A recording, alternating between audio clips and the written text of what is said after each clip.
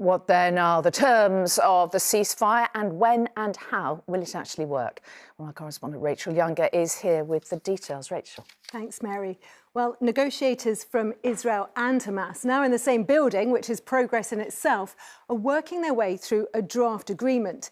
It's understood that the ceasefire deal on the table would be split into 3 phases, each of them lasting for 6 weeks. During the first phase, it's expected 33 hostages would be released by Hamas, 3 of them on day 1, 4 on day 7, and then 3 every 7 days. Now, in return for each hostage, Israel would release a number of Palestinian prisoners, as we saw during a short-lived ceasefire at the beginning of the war. For example, for each female Israeli soldier freed, 50 Palestinians would be released.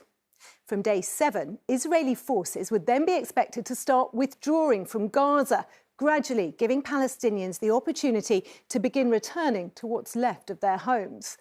But it's expected Israeli forces would maintain a presence along the Philadelphia corridor. That's the narrow strip of land in the south along the Egypt-Gaza border. They would also maintain a buffer zone inside Gaza itself alongside its border with Israel, but it's not known how wide that zone would be.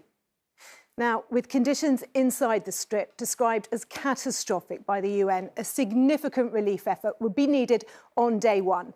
Now, that would be expected to include 600 trucks every day, including, we understand, 50 carrying fuel to power hospitals, clinics and bakeries. Now, for phase 2 to begin, an agreement on a permanent ceasefire would have to be reached by the end of those first 6 weeks. It's understood to include the release of all living Israeli hostages in return for an agreed number of Palestinian prisoners.